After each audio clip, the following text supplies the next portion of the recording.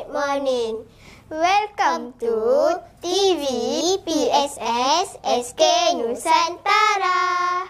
This is Easy English with GTM episode 4. Today we are going to learn about must. What is must? Must, mesti. Must, mesti. Must, mesti. For example, I must visit the girl in the hospital.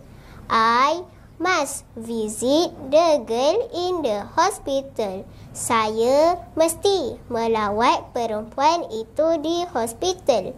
I must visit the girl in the hospital. The next one is she must eat the medicine tonight. She must eat the medicine tonight. Dia mesti makan ubat malam ini. She must eat the medicine tonight.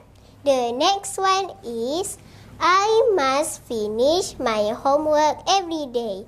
I must finish my homework every day. Saya mesti menyiapkan kerja sekolah setiap hari. I must finish my homework every day. The last one is he must walk to the library. He must walk to the library.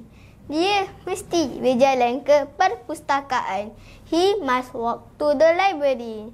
Okay, that's all from us. Remember, English is easy. See you all in another episode. Bye.